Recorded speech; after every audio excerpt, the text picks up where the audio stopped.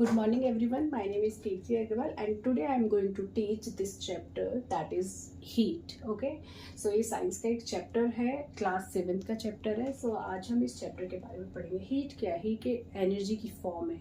जैसे बाकी चीज़ें एनर्जी की फॉर्म होती है, तो वैसे हीट क्या है? एनर्जी की एक फॉर्म है जो कि ट्रेवल करती है, जो कि स्टेट चेंज करती है, जो कि टेम्परेचर को राइज होगा तो हीट बढ़ेगी तो टेम्परेचर भी राइज होगा.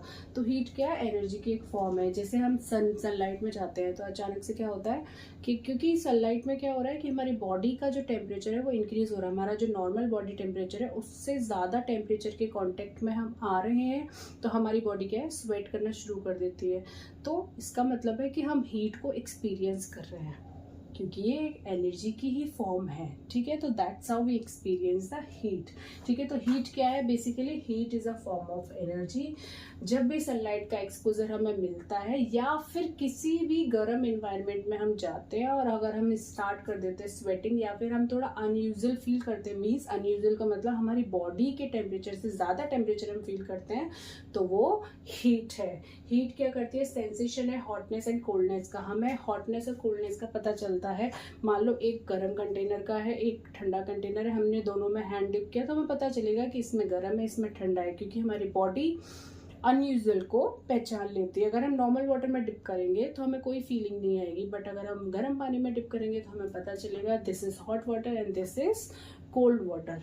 राइट, लेट से हमने एक कंटेनर लिया, पैन लिया, उसमें वाटर लिया. अब हमने उसको बॉईल किया. बॉईल करने के बाद क्या होगा कि स्टीम बनेगी और हमने उसको कवर किया एक प्लेट से. तो अभी क्या स्टीम जो है ना वो पुश करेगी उस लिड को. जो भी प्लेट हमने, आपने देखा होगा थोड़ी देर बाद वो प्लेट हिलने लग जाती है. क्यों? क्योंकि अंदर जो स्टीम फॉर्म हो रही है, बेसिकली हीट बन रही है. तो हीट जो है स्टीम के थ्रू पुश कर रही है उस प्लेट को कि थोड़ा सा पास हो पाए, अच्छे से हीट बाहर जा पाए. क्योंकि अंदर क्या है? स्टेट चेंज हो रहा है. पानी जो लिक्विड के फॉर्म में, अभी वो वेपर बन रहे हैं और वेपर बन के वो बाहर निकल रहे हैं. मतलब हीट किस फॉर्म में है? या स्टीम के फॉर्म में. तो वो जो पैन ऑफ वाटर है, हमने उसको बॉईल किया. बॉईल करते समय कुछ उसमें स्टीम बनी है, तो स्टीम ने क्या किया? फोर्स किया उस लिड को थोड़ा सा हटने के लिए, मीन्स ताकि वो पास ऑन हो सके. ठीक है, अब जैसे हमने 3 कंटेनर लिए, लेट से इसमें हॉट वाटर लिया, इसमें नॉर्मल, इसमें कोल्ड वाटर. अब हॉट वाटर में अगर हम अपना हैंड डिप करेंगे तो वी एक्सपीरियंस द हीट. अगर हम कोल्ड वाटर में डिप करेंगे अपना हैंड तो वी एक्सपीरियंस द कोल्डनेस, ये ठंडा है. और नॉर्मल में करेंगे तो वी विल एक्सपीरियंस नथिंग, हमें कुछ एक्सपीरियंस नहीं होगा, क्योंकि वो नॉर्मल वाटर है. हमारी बॉडी का टेम्परेचर का सेम टेम्परेचर है. ठीक है, तो टेम्परेचर राइज होता है विद हीट. राइट, ये क्लियर हो गया कि हीट बढ़ती है तो टेम्परेचर बढ़ता है, हीट कम होती है, कोई भी चीज़ ठंडी होती है तो टेम्परेचर गिरता है. तो हम बोल सकते हैं कि व्हेन यू कूल समथिंग तो टेम्परेचर डाउन जाएगा और व्हेन यू हीट समथिंग तो टेम्परेचर राइज होगा. Heat causes change of state. Heat state change करती है. यस, अभी हमने देखा कि वाटर को जब हमने गर्म किया तो उसमें स्टीम फॉर्म हो रही थी, मीन्स वाटर से वेपर का कन्वर्जन हो रहा था और हीट जो है वो पास ऑन हो रही थी इन द फॉर्म ऑफ वेपर. ठीक है, तो हीट से स्टेट चेंज होती है. कैसे? कोई भी सॉलिड है, मेटल है, कोई भी चीज़ है, अगर हम उसको बहुत ज़्यादा हीट करेंगे तो उसकी एक स्टेट ऐसी आएगी कि वो लिक्विड में कन्वर्ट हो जाएगी. ठीक है ना. और उसके बाद लेट से हमने शुगर लिया, वाटर में थोड़ा सा शुगर एंड वाटर का मिक्सचर लिया और हमने हीट किया तो शुगर कंप्लीटली डिजोल्व हो जाती है, लिक्विड बन जाती है. ठीक है, वैसे लिक्विड को और हीट करेंगे तो वेपर. इसमें और भी एग्जांपल ले सकते हैं. मैं तो बोल रही हूँ कि मेटल ले लो कोई भी. अब मेटल 3000 डिग्री सेल्सियस पे तो मेटल को भी तुम हीट करोगे तो वो लिक्विड बन जाएगा. ठीक है, और लिक्विड के बाद एक स्टेट ऐसी आ जाएगी कि वेपर भी बन जाएगा. बट अगर वो आइसोलेशन में है, मीन्स उस मेटल के अगर वेपर बने और वो आइसोलेशन में है, तो अगेन वेपर को जब कूल करोगे तो वो लिक्विड बनेगा, लिक्विड को कूल करोगे तो फिर अगेन वो सॉलिड बनेगा. ठीक है, तो हीट से क्या होता है? स्टेट चेंज होती है.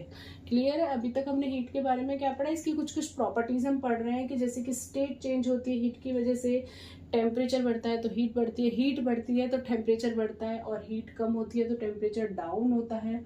ठीक है, और भी बहुत सारी प्रॉपर्टीज़ हैं। हीट ट्रेवल करती है, हीट को किसी मीडियम मटेरियल की ज़रूरत नहीं है। तो हम आगे और प्रॉपर्टीज़ इसकी पढ़ते हैं। और क्या प्रॉपर्टीज़ हैं अपनी हीट की? Okay, so 0 degree Celsius melting of ice और फॉर्मेशन ऑफ आइस। ठीक है, आइस का फॉर्मेशन 0 डिग्री सेल्सियस पे होता है और आइस मेल्ट भी 0 डिग्री सेल्सियस पे ही होती है। 100 degree Celsius boiling point of water, boiling point of water, water इस पे वेपर बनते हैं। ठीक है, अब इसकी प्रॉपर्टीज पढ़ते हैं। Heat does not require material medium, किसी मटेरियल मीडियम की इसको ज़रूरत नहीं होती। लेट से अगर कोई रॉड है या अगर कोई कैंडल है, इसकी फ्लेम है, यहाँ कुछ वैक्स के पीसेस हैं, तो हीट वहाँ अगर इसके टच में, मतलब अगर हम इस कैंडल को ब्लो करेंगे तो धीरे धीरे हीट यहाँ ट्रेवल करके पहुंचेगी ही, और वैक्स जो इससे अटैच है वो नीचे गिर जाएंगे।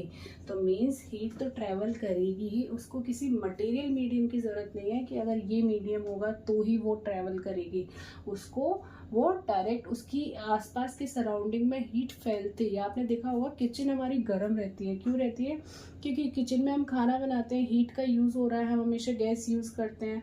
तो जो गरम पैन है हमारे, वो अगर हमने स्लैब पे भी रखे हैं तो उसकी जो हीट है वो सराउंडिंग में जाएगी। पैन धीरे धीरे ठंडा होता जाएगा बट उसकी हीट सराउंडिंग में जाएगी।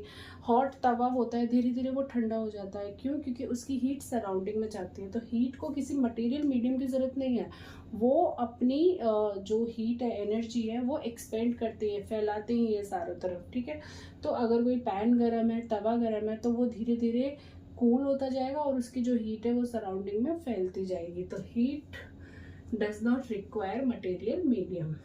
ऑयल सब्सटेंस सॉलिड हो, लिक्विड हो, गैस हो, सब एक्सपेंड करते हैं जब हीट प्रोवाइड करती है। ये मैंने बताया है कि अगर आप हीट करोगे तो जो सॉलिड है वो एक्सपेंड करेगा, लिक्विड है वो एक्सपेंड करेगा, और गैस जो है वो एक्सपेंड करेगा। एक्सपेंशन जो है वो सबसे ज़्यादा गैसेस में होता है, मीडियम लिक्विड में होता है, और सॉलिड में सबसे कम होता है। बेसिकली क्या है, अगर कोई भी सॉलिड है आप उसको हीट करो, आपने देखा होगा रेलवे में जब क्रैक्स आ जाते हैं तो हम वहाँ क्या करते हैं, जो रेलवे में जो मेटल लगा हुआ है, मेटल की जो सरफेस है, हम उसको हीट करते हैं। तो उससे क्या होगा कि हीट करने से वो मेटल जो है एक्सपेंड करेगा, वो फैलता है। तो जब भी हम हीट प्रोवाइड करेंगे, चाहे वो सॉलिड हो, चाहे लिक्विड हो, चाहे वो गैस हो, जब भी हम उन्हें हीट प्रोवाइड करेंगे वो थोड़ा सा अपना शेप फैलाते हैं, और इस तरह से वो जो क्रैक्स हैं रेलवे के वो फिल हो जाते हैं। राइट, तो इसीलिए एक्सपेंड करते हैं। बट एक्सपेंशन गैसेस में ज़्यादा होता है, क्योंकि गैस एकदम लाइट वेट होती है और उसमें अगर हीट प्रोवाइड करेंगे तो वो और ज़्यादा जल्दी से फैलती हैं। लिक्विड उनसे थोड़ा कम लाइट वेट होते हैं, उनमें अगर हीट प्रोवाइड करते हैं तो वो और फैलती हैं, मतलब लेकिन गैसेस से कम फैलते हैं, सॉलिड से ज़्यादा। और सॉलिड में वो थोड़ा कम एक्सपेंशन होता है। एक्सपेंशन जो है सॉलिड में, ऐसा नहीं है कि उस मेटल को हीट करे जा रहे हैं तो बहुत ज़्यादा फैल जाए, बट एक लिमिट तक थोड़ा सा वो एक्सपेंड हो जाता है। गैसेस बहुत ज़्यादा एक्सपेंड हो जाती है। आपने देखा होगा गैसेस, कोई भी गैस फॉर्म में है और उसको हीट करो तो वो फटाक से पूरा वेपर फॉर्म में तो वो होती है, फटाक से पूरा उड़ जाती है, नहीं बचती है। क्यों? क्योंकि बहुत जल्दी इनमें एक्सपेंशन हो जाता है। लिक्विड को आप देखोगे धीरे धीरे गैस के फॉर्म में धीरे धीरे बनेगी, धीरे धीरे और एक्सपेंड हो रही है। तो एक्सपेंशन सबसे ज़्यादा गैसेस में है। हीट ट्रेवल करती है from one object to another. Yes, कैसे करती है? अब जैसे मान लो यहाँ पे नेल के पीसेज हैं या फिर वैक्स के पीसेज हैं, तो हीट ने पहले इस रॉड को गर्म किया, फिर ये रॉड यहाँ से गर्म हुई, फिर धीरे धीरे यहाँ से भी गर्म हुई, फिर यहाँ से भी गर्म हुई, यहाँ से हीट यहाँ तक आ गई। मीन्स हीट ट्रेवल कर रही है। और यहाँ पे क्या हुआ, यहाँ पे गर्म हुई तो हल्का सा मेटल एक्सपेंड हो रहा है, क्योंकि हीट मिल रही है। तो वैक्स या फिर नेल्स कुछ भी अटैच है तो वो ऑटोमेटिकली उस रॉड से नीचे गिर जाएंगे। सबसे पहले कौन सा वाला नेल गिरेगा? ये सबसे पहले ये वाला गिरेगा, क्योंकि हीट सबसे पहले यहाँ पहुँच रही है। तो सबसे पहले जो नेल है वो गिरेंगे, क्योंकि हीट सबसे पहले वहां पहुंच रही है। तो yes, it is correct. Heat travels from one object to another. Heat causes expansion, ये तो हमने देखा ही है कि यस, मेटल एक्सपेंड होते हैं जब भी हम हीट प्रोवाइड करते हैं। जैसे फॉर एग्जांपल रेलवे क्रैक्स, वो फिल हो जाते हैं। क्यों हो जाते हैं? क्योंकि मेटल जो है एक्सपेंड करता है जब हम हीट प्रोवाइड करते हैं। फॉर एग्जाम्पल मर्क्यूरी है, मर्क्यूरी भी एक्सपेंड करती है। आपने देखा होगा थर्मोमीटर में मर्क्यूरी फिल होती है। आजकल तो खैर डिजिटल थर्मोमीटर आते हैं, पहले जो थर्मोमीटर आते थे उनमें मर्क्यूरी फिल होती थी। जैसे हीट के कॉन्टेक्ट, अब जैसे अगर आपको फीवर है तो मर्क्यूरी क्या करती थी? एक्सपेंड करना शुरू कर देती थी व्हेन हीटेड। मतलब जैसे हीट के कॉन्टेक्ट, हमारी बॉडी के हीट के कॉन्टेक्ट में आते या फिर अदर तरीके से हीटेड अगर उसको हीट किया जाए तो मर्क्यूरी एक्सपेंड करती है, और जैसे उसको कूल किया जाए या फिर हीटिंग हटा दी जाए तो वापस से वो कॉन्ट्रैक्ट कर देती है, कॉन्ट्रैक्ट हो जाती है, कॉन्ट्रैक्ट हो जाती है मर्क्यूरी आफ्टर कूलिंग। ठीक है, कूलिंग करने पर कॉन्ट्रैक्ट हो जाती है वापस, एंड जब हीट करेंगे तो एक्सपेंड हो जाती है। ठीक है ना, क्लियर है? ये एक एक्टिविटी है ये वाली कि हमने नेल्स इस पे अटैच किए हैं, और जैसे हमने कैंडल ब्लो करी तो हीट ने ट्रेवल किया और ये नेल्स गिरते चले गए धीरे धीरे। क्यों? क्योंकि यहाँ का जब मेटल थोड़ा सा एक्सपेंड हुआ तो ऑब्वियसली नेल जो उससे अटैच है वो गिरेंगे ही। ठीक है, सबसे पहले कौन सा नेल गिरेगा? दिस वन, क्योंकि ये सबसे ज्यादा नियर बाय है। ठीक है, तो ये हुआ हमारा हीट के बारे में। अब हीट को मेजर करने का क्या तरीका है? ये तो मेरे को पता है कि एक पैन में पानी गर्म किया, एक और पैन में पानी गर्म किया, इसको ज़्यादा किया, इसको कम किया, मुझे नहीं पता, बट दोनों में ये गर्म, मैंने बोला ये वाला बहुत ज़्यादा गर्म है, ये वाला कम गर्म है, बट मैं क्या एक्यूरेट बता सकती हूँ कि ये कितना गर्म है और ये कितना गर्म है? वो हीट मेजर करने के लिए इंस्ट्रूमेंट, मतलब बेसिकली टेम्परेचर मेजर करने के लिए एक डिवाइस होती है जिसको हम बोलते हैं थर्मोमीटर। तो अब हम उसके बारे में पढ़ते हैं। ओके, तो अब हम पढ़ते हैं टेम्परेचर के बारे में कि टेम्परेचर को मेजर कैसे करते हैं। तो टेम्परेचर को मेजर करते हैं थर्मोमीटर से। ठीक है, कोई भी चीज़ हॉट है कोल्ड है कैसे पता चलेगा? लेट्स से जूस है कोल्ड है, आइसक्रीम है कोल्ड है, पिज़्ज़ा है हॉट है, बॉनफायर है हॉट है, ice cubes cold coffee cold. तो हमें ये तो पता है कि ये कोल्ड है ये हॉट है, बट एग्जैक्ट क्या टेम्परेचर है वो हमें नहीं पता। तो वो एग्जैक्ट टेम्परेचर निकालने के लिए एक डिवाइस है जिसे हम यूज़ करते हैं, उसका नाम है थर्मोमीटर। ठीक है, तो टेम्परेचर क्या है? Basically degree of hotness and coldness. उस कोल्डनेस की कितनी डिग्री है, मीन्स वो कितना हॉट है और कितना कोल्ड है, इसी को बोलते हैं टेम्परेचर। किसी भी चीज़ का reliable measurement of cold, hot and cold object. कोई भी ऑब्जेक्ट कोल्ड है हॉट है उसका रिलायबल मेजरमेंट करने के लिए हमें एक डिवाइस यूज़ करना पड़ता है, एंड टेम्परेचर क्या है? उसका प्रॉपर मेजरमेंट। ठीक है, बेसिक सेंस से हम नहीं पता कर सकते कि एक्यूरेट, हमने ये तो पता कर लिया हाँ ये गर्म है ये ज़्यादा गर्म है, बट हम ये नहीं पता कर सकते कि कितना गर्म है। तो एक्यूरेट मेजरमेंट करने के लिए क्या चाहिए? थर्मोमीटर। हमारे नॉर्मल ह्यूमन बॉडी का टेम्परेचर क्या होता है? 37 डिग्री सेल्सियस, और वी कैन से 98.6 फ़ारेनहाइट। ठीक है, सेल्सियस और फ़ारेनहाइट दोनों ही इसकी यूनिट हैं टेम्परेचर की, हम दोनों ही यूज़ कर सकते हैं, बट जनरली हम जो थर्मोमीटर यूज़ करते हैं उसमें देखा होगा ना आपने, आज देखा होगा 98 डिग्री फ़ारेनहाइट में होता है। वो हमारा जो टेम्परेचर होता है फ़ारेनहाइट में होता है। अगर 99 है, 100 है, 102 है तो मीन्स हमारी बॉडी हीटेड है, हमारी बॉडी गर्म है, मीन्स हमको फीवर है। हम जब भी अपना फीवर चेक करते हैं तो हम देखते हैं कि अगर वो 99 100 से भी ऊपर है तो मतलब हमें फीवर है। तो वो किस में मेजरमेंट होता है? फ़ारेनहाइट में। ठीक है, नॉर्मल बॉडी टेम्परेचर जो है 37 डिग्री सेल्सियस, 98 तक, 97 तक, 99 तक हमारा बॉडी का टेम्परेचर है, तो मीन्स इट इज़ नॉर्मल। क्योंकि वैसे जो नॉर्मल जो हमारा वेरिएशन होता है बॉडी टेम्परेचर का, कि बोलते हैं ना किसी किसी की बॉडी थोड़ी ज़्यादा गर्म है किसी की कम गर्म है, तो नॉर्मल जो वेरिएशन है वो 35 से 45 डिग्री सेल्सियस होता है। 35 डिग्री सेल्सियस से लेकर 45 डिग्री सेल्सियस तक हमारा बॉडी टेम्परेचर हो सकता है, जिसमें एवरेज हम लेके चलते हैं कि एवरेज लोगों का 37 डिग्री सेल्सियस बॉडी टेम्परेचर होता है। और वी कैन से अगर फ़ारेनहाइट में इसको चेंज करना है तो 98.6। इसका फॉर्मूला क्या है?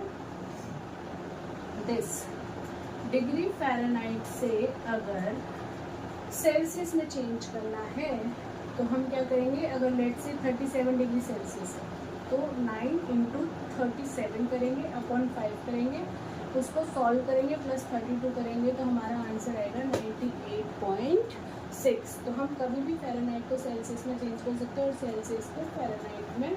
ठीक है, फ़ारेनहाइट में अगर सेल्सियस से फ़ारेनहाइट में चेंज करना है तो क्या करेंगे? इसमें सेल्सियस की वैल्यू पुट कर देंगे। अगर फ़ारेनहाइट से सेल्सियस में चेंज करना है तो क्या करेंगे, 5 को इधर ले आएंगे, 9 ठीक है, अपॉन 9 -32 हो जाएगा, ठीक है ना।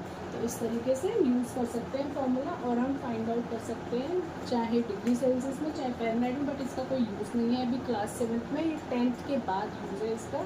हमें सिर्फ इतना याद रखना है कि हमारा normal human body temperature 37 degree Celsius होता है, और इसकी जो यूनिट्स है वो डिग्री सेल्सियस एंड फ़ारेनहाइट दोनों हैं। थर्मोमीटर कई तरह के होते हैं, डिजिटल थर्मोमीटर होता है और एक होता है हमारा बेसिक थर्मोमीटर, हम दोनों के बारे में अब पढ़ते हैं। अब हम पढ़ते हैं टाइप्स ऑफ थर्मोमीटर। तो फर्स्ट टाइप है क्लिनिकल थर्मोमीटर, कि क्लिनिकल थर्मोमीटर क्या है, कैसे यूज़ करते हैं, क्या इसके प्रिकॉशंस हैं, ठीक है। तो क्लिनिकल थर्मोमीटर बहुत पहले टाइम में चलता था, मीन्स हमारे टाइम में क्लिनिकल थर्मोमीटर हुआ करता था। अभी आजकल क्लिनिकल थर्मोमीटर बहुत रेयर मिलेगा क्योंकि अभी डिजिटल थर्मोमीटर आ गया है, ठीक है। तो क्लिनिकल थर्मोमीटर कैसा होता था, ग्लास ट्यूब के फॉर्म में होता था, ऐसा छोटा लंबा पतला सा, और ग्लास ट्यूब के फॉर्म में बना हुआ होता था। पूरी थिकनेस सेम होती थी, यहाँ से यहाँ तक सब जगह की थिकनेस उसकी सेम होती थी, और ग्लास ट्यूब जैसा वो होता था।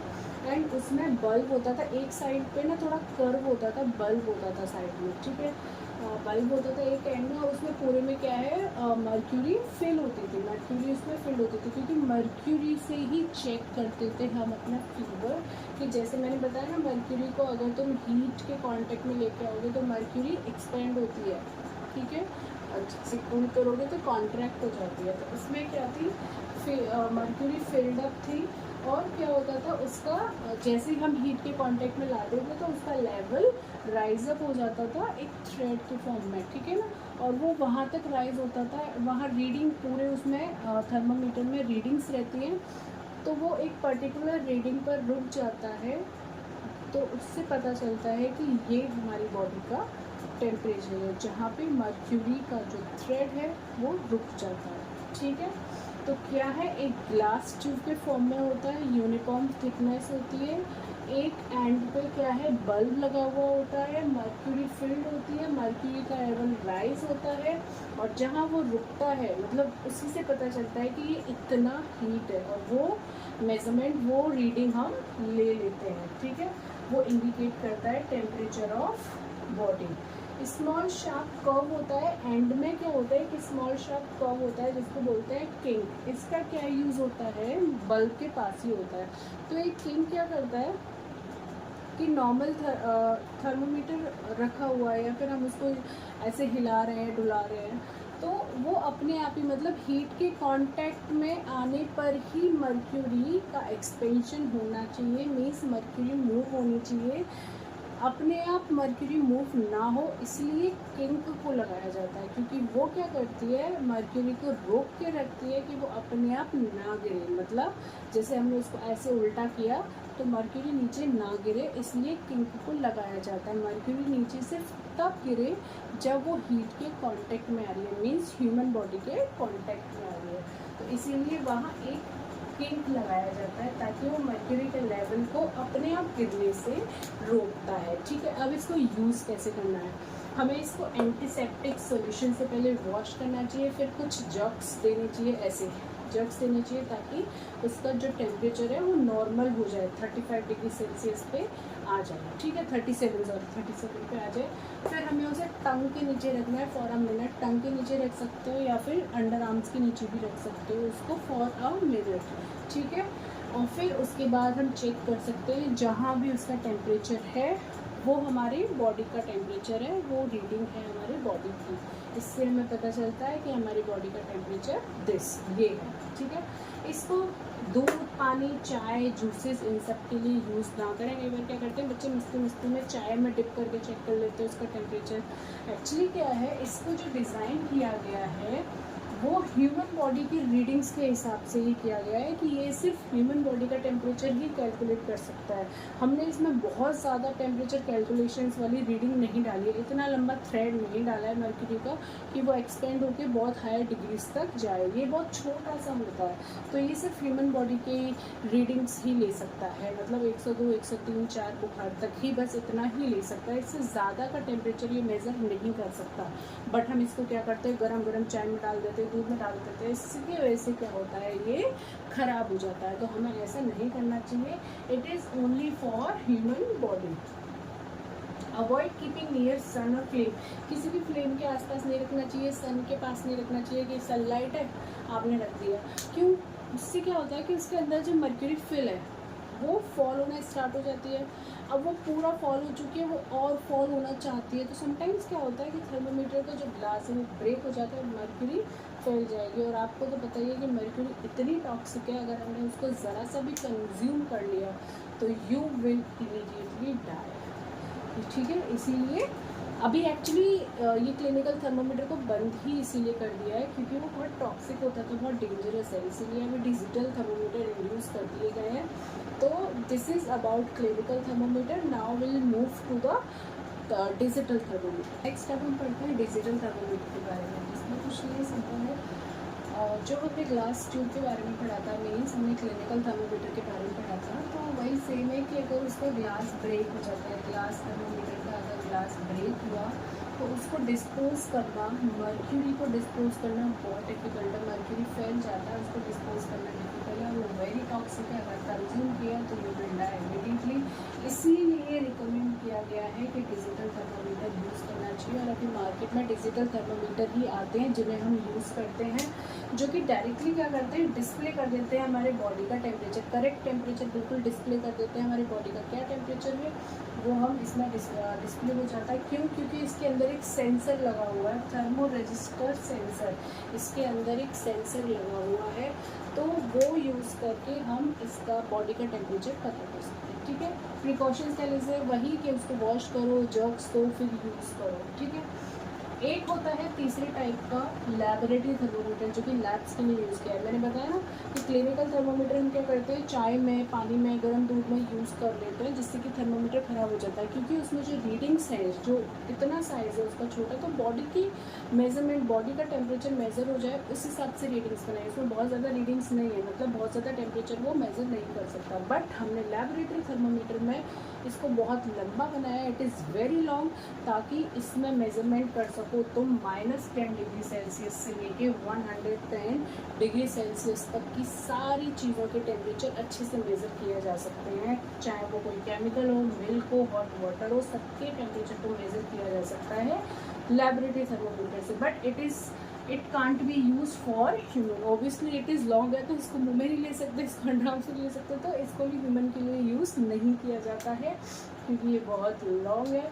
इसमें क्या करते हैं, नॉर्मल इसको यूज़ कैसे करते हैं, जो भी हॉट वाटर है, कोल्ड वाटर है, whatever the liquid which for which we have to use this laboratory thermometer, तो we have to dip in water. हम सबसे पहले क्या करेंगे, उस थर्मोमीटर को इसमें वाटर में डिप करेंगे।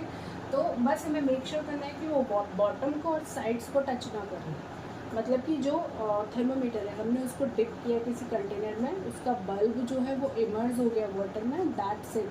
बट उसको होल्ड करना है, इस तरीके से इमर्ज करना है कि बल्ब तो पानी में रहे उसका, क्योंकि मर्क्यूरी का लेवल राइज अप होगा, तो वो कंटेनर का थोड़ी लेना है, हमें टेम्परेचर लेना है उस वाटर का। तो हमें इस हिसाब से उसको इमर्ज करना है कि वो जो बल्ब है वो वाटर में जाए, टेम्परेचर की रीडिंग दे, और वो रीडिंग हम नोट डाउन करें। ना तो वो कंटेनर की साइड्स को टच करें, ना ही वो बॉटम को टच करें। और हाँ, हमें ये नहीं करना है कि उस स्केल को निकाल के और फिर रीडिंग चेंज करें, नहीं, हमें इसको होल्ड करना है।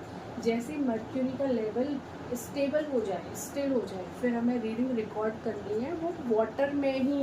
उसको निकालने के बाद इतनी देर में तो मर्क्यूरी का लेवल गिर जाएगा और हम एक्यूरेट रीडिंग नहीं ले पाएंगे। इसीलिए जब भी टेम्परेचर इसका मेज़र करना है किसी भी सॉल्यूशन का, तो हमें वो पानी के अंदर ही करना है, मतलब पानी के अंदर ही वो रहेगा, टेम्परेचर आ जाएगा, हम रीडिंग ले लेंगे, उसके बाद इसको निकालना है बाहर। प्रिकॉशंस यही हैं।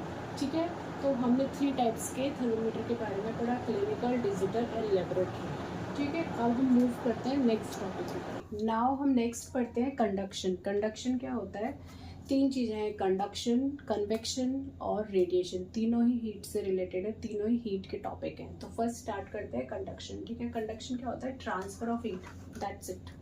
हीट का ट्रांसफ़र होना। लाइक एक कंटेनर में है, गर्म पानी रखा हुआ है, मैंने उसके बगल में एक ठंडा कंटेनर रख दिया, तो वो हीट ट्रांसफर, थोड़ी देर बाद वो कंटेनर भी थोड़ा गर्म हो जाएगा क्योंकि मैंने उसके कांटेक्ट में उसको रख दिया, बिल्कुल टच करा दिया, राइट।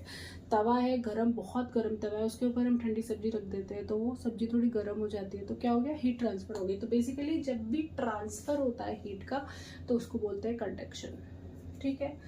तो flow of heat from hot object to cold object, ये कंडीशन है।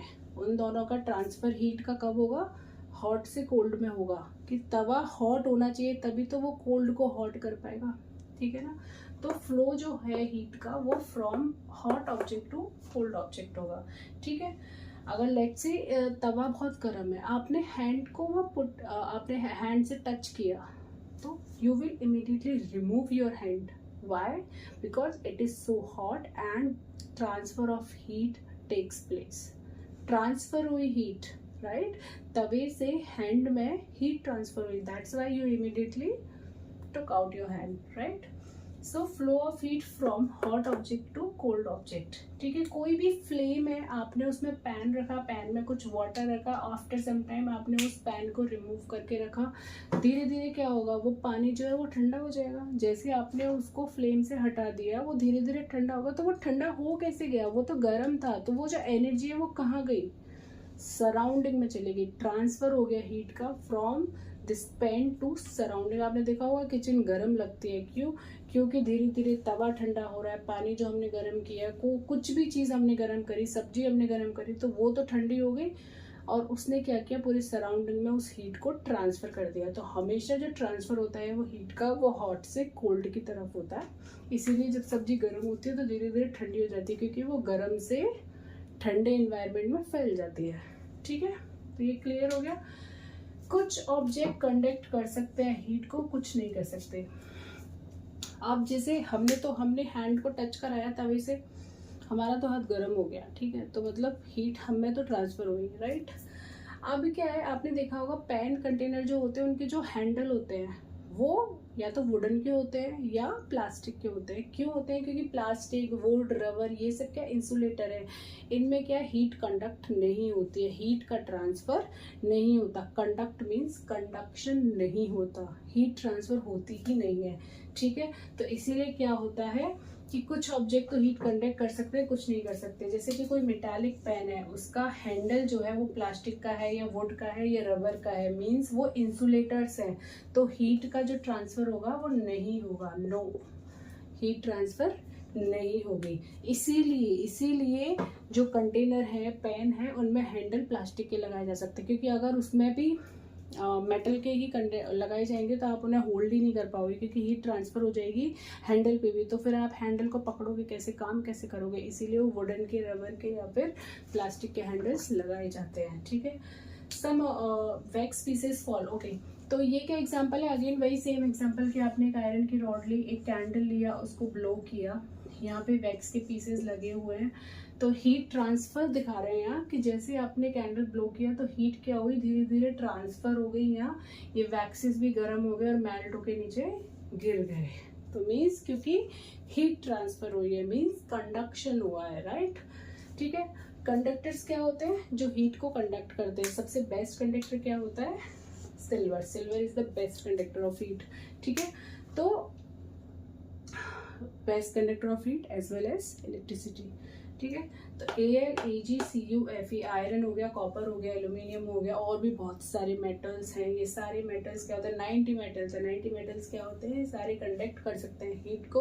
और इंसुलेटर जैसे कि वुड हो गया, रबर हो गया, प्लास्टिक हो गया, ये सब क्या है, इंसुलेटर्स हैं, ये हीट को कंडक्ट नहीं कर सकते हैं, ठीक है। कंडक्शन होने के लिए क्या कंडीशंस होनी चाहिए, एक तो ये कि वो जो दोनों ऑब्जेक्ट है वो कांटेक्ट में होना ज़रूरी है।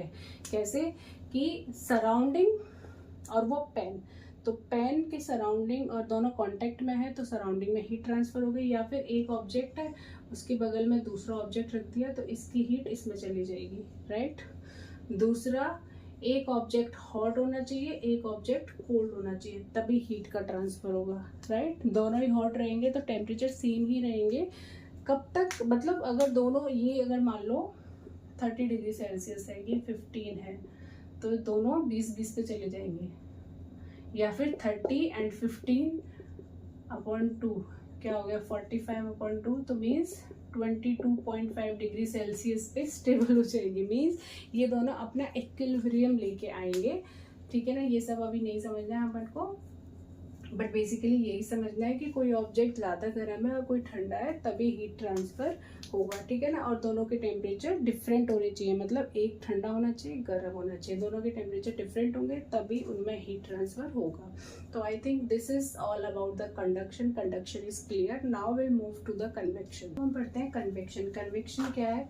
कंडक्शन की तरह ही है, इसमें भी ट्रांसफर ऑफ हीट होता है, बट वहाँ सॉलिड में हो रहा था, यहाँ क्या हो रहा है, लिक्विड एंड गैसेस में हो रहा है, ठीक है। कैसे ट्रांसफर कैसे होता है हीट का कि लेट से हमने एक कंटेनर लिया, उसमें वाटर को बॉईल किया, तो एक प्रोसीजर होता है वाटर बॉईल होने का कि एक कंटेनर में जब हमने वाटर लिया और नीचे से बर्नर से हीट आ रही है, तो पहले नीचे वाला पानी गर्म होगा, और जब वो पानी गर्म होगा तो वो एक्सपेंड होगा। लिक्विड हीट जब प्रोवाइड करते हैं तो लिक्विड एक्सपेंड होते हैं, ठीक है। तो वो एक्सपेंड हुआ तो वो लाइट हो गया। तो जो लाइट वाटर है वो धीरे धीरे ऊपर आएगा, ऊपर की तरफ मूव करेगा। आपने देखा होगा ना, पानी में बबल्स बनते हैं, छोटे छोटे बबल्स बनते हैं जब हम हीट करते हैं। तो वो क्या करते हैं, वो कोशिश करते हैं, लाइट वाटर जो है ऊपर आने की कोशिश करता है, और ऊपर जो हैवी वाटर है जो कि ठंडा या भी हीट के कांटेक्ट में नहीं आया है, वो उसकी जगह प्लेस लेने की कोशिश करता है। मैं एक बार और एक्सप्लेन कर देती हूँ क्या होता है कन्वेक्शन में। कि आपने एक पैन में वाटर लिया, आपने बर्नर से हीट को प्रोवाइड किया, तो सबसे पहले हीट कहाँ जाएगी, जो नीचे नीचे बॉटम पे वाटर है वहाँ पे जाएगी। वाटर में जब हीट जाएगी तो वाटर क्या करेगा, एक्सपेंड करेगा, लाइट हो जाएगा। तो फिर वो जो लाइट वाटर है वो धीरे धीरे ऊपर आने की कोशिश करेगा, और ऊपर जो हैवी वाटर है, cold water is heavy water, तो वो अब उसकी जगह लेने की कोशिश करेगा, नीचे आएगा, और ये कंटिन्यू चलता रहेगा। लाइट वाटर ऊपर जाता जाएगा, वो हैवी वाटर नीचे जाता जाएगा, और ये कंटिन्यू तब तक चलेगा जब तक कि पूरा पानी गर्म नहीं हो जाता। And this we call transfer of heat in liquid, and this is called convection. इसको हम एक एग्जांपल से समझते हैं। अब ये प्रोसेस तो वाटर के अंदर हो रहा है, बट कैसे हो रहा है, तो हमने इसके लिए क्या किया, एक क्रिस्टल डाल दिया KMnO4 का, that is purple in colour, ठीक है। सेम प्रोसीजर है। एक कंटेनर लिया है जिसमें कोल्ड वाटर लिया और एक क्रिस्टल ले लिया। हमें ये ऑब्जर्व करना है, तो हम कैसे ऑब्जर्व करें। अब क्या हुआ, नीचे का जो ये है वाटर, ठीक है, इसमें एक छोटा सा क्रिस्टल ले लिया, नीचे है बर्नर, ठीक है। अब ये नीचे का जो वाटर है वो गर्म होना शुरू हो गया, और ये धीरे धीरे ऊपर आएगा। बट अब यहाँ क्रिस्टल है, तो क्रिस्टल की वजह से क्या हो गया, क्रिस्टल जब वाटर के कांटेक्ट में आया जैसे ही, तो वैसे ही थोड़ा सा कलर हुआ, तो वो कलर्ड वाटर ऊपर जा रहा है। समझ आ रहा है, नीचे जो वाटर है वो गर्म हो गया। अब दिस बॉइल्ड वाटर, ये it becomes light and it is now moving upward, but with colour, क्योंकि एक KMnO4 का क्रिस्टल भी है। जैसे ही वो हॉट वाटर उस KMnO4 क्रिस्टल के कांटेक्ट में आएगा तो थोड़ा सा कलर जाएगा, ये ऊपर जाएगा, और ऊपर का जो वाटर है वो नीचे आएगा, ठंडा वाटर। फिर ऐसे ही ये प्रोसेस कंटिन्यू चलती रहेगी कि ठंडा वाटर नीचे जाएगा और गर्म वाटर ऊपर जाएगा, और ऐसे धीरे धीरे करके वो कलर धीरे धीरे उस पानी में फैल जाएगा और मिक्स हो जाएगा। इससे ये पता चलता है कि एक्सचेंज, ट्रांसफर ऑफ हीट हो रहा है लिक्विड में, कि नीचे का पानी ऊपर और ऊपर का पानी नीचे, कंटिन्यूसली तब तक होगा जब तक कि पूरा पानी एक जैसा गर्म नहीं हो जाएगा। तो हमने एक कंटेनर लिया, उसमें कोल्ड वाटर लिया, एक क्रिस्टल डाला KMnO4 का, जैसे ही हमने बर्नर ऑन किया, हीट प्रोवाइड करी, वाटर राइज हो गया बॉटम पे, और कलर जो है KMnO क्रिस्टल का वो भी राइज होगा, क्योंकि वो क्रिस्टल के कांटेक्ट में आ गया वाटर, तो वो भी वाटर के साथ राइज होगा और स्प्रेड आउट हो जाएगा धीरे धीरे पूरे वाटर में, क्योंकि साइकिल चल रही है। कैसे कि नीचे का लाइट वाटर ऊपर जा रहा है, ऊपर का हैवी वाटर नीचे आ रहा है, नीचे का फिर और वाटर गर्म हो गया, वो ऊपर जा रहा है, फिर और वाटर नीचे आ रहा है, हीट ट्रांसफर हो रहा है water to KMnO4। This is called convection. जब भी हम वाटर हीट करते हैं तो वो एक्सपेंड होता है, लाइट हो जाता है, और वाटर के पास जो क्रिस्टल है वो उसका कलर उस पर मिक्स हो जाएगा, become coloured, and this that's how transfer of heat is done in liquids and gases, and this is we call convection. तो आई थिंक कन्वेक्शन अब सबको क्लियर है कि कन्वेक्शन क्या है। Now will move to the next topic, that is radiation. Now next topic is radiation, ठीक है। Radiation क्या है, रेडिएशन रेडिएंट एनर्जी है, जो कि इसको किसी भी मीडियम मटेरियल की ज़रूरत ही नहीं है। जैसे हमें सन से जो हीट मिलती है दैट इज़ रेडिएशंस। तो transfer of heat in the form of wave के फॉर्म में जो ट्रेवल करती है उसको बोलते हैं हम रेडिएशन। जो कि सन की एनर्जी जैसे हमें मिलती है दैट इज़ रेडिएशन, ठीक है। तो ट्रांसफ़र हो रहा है हीट का in the form of waves, we call it radiation. जैसे सन की हीट हम तक पहुँचती है अर्थ तक, तो वो रेडिएशन के फॉर्म में ट्रेवल करके, वेव्स के फॉर्म में ट्रेवल करके हम तक पहुंच रही है, and that we call radiation. कितनी देर में पहुंचती है अर्थ तक? सन से अर्थ तक सूरज की रोशनी, सनलाइट कितनी देर में पहुंचती है? 8 मिनट्स में, ठीक है। हीट को किसी भी मटेरियल मीडियम की ज़रूरत नहीं होती ट्रेवल करने के लिए। रेडिएशंस के फॉर्म में, वेव्स के फॉर्म में ये ट्रेवल करती है। ट्रेवल थ्रू स्पेस और वैक्यूम, स्पेस और वैक्यूम में भी ये ट्रेवल करती है, ठीक है। सन क्या है? हॉट बॉडी है। ये क्या करता है? रेडिएट करता है हीट को। हॉट बॉडी तो ऑब्वियसली हीट रेडिएट करेंगी, छोड़ेंगी, तो उसको हम बोल देते हैं रेडिएंट एनर्जी। और ये रेडिएंट एनर्जी रेडिएशंस के फॉर्म में अर्थ पर पहुंचती हैं और हम इसे रिसीव करते हैं और यूटिलाइज करते हैं इन डिफरेंट वेज। अब जैसे कि ये तो क्लियर हो गया रेडिएशन क्या है। इन द फॉर्म ऑफ वेव जो आती है हमारे पास वो रेडिएंट एनर्जी है जिसको हम यूटिलाइज करते हैं। ये रेडिएशंस के थ्रू आती है and we call them radiation, ठीक है। सनलाइट इसका एग्जांपल हो गया, हम इन्हें डिफरेंट वेज में यूज़ करते हैं, ठीक है। अब ये रेडिएंट एनर्जी जिस भी ऑब्जेक्ट पे गिरती है, कोई भी ऑब्जेक्ट पे जब रेडिएंट एनर्जी गिरती है तो क्या वो रिफ्लेक्ट होगी, क्या वो एब्जॉर्ब होगी, ये किस चीज़ पे डिपेंड करता है। जो रेडिएंट एनर्जी वहाँ से आ रही है स्पेस से, वैक्यूम से, वो जब किसी भी ऑब्जेक्ट पे गिर रही है तो क्या वो रिफ्लेक्ट हो जाएगी। जैसे मान लो कोई शाइनी सरफेस है तो वो रिफ्लेक्ट हो जाएगी, एब्जॉर्ब हो जाएगी। मान लो कोई ब्लैक कलर का कपड़ा है, एब्जॉर्ब हो जाएगी, हीट एब्जॉर्ब करते हैं ब्लैक कलर, वाइट कलर थोड़ा कम करता है, ठीक है। तो वो किस किस चीज़ पे डिपेंड करेगी वो पढ़ते हैं हम।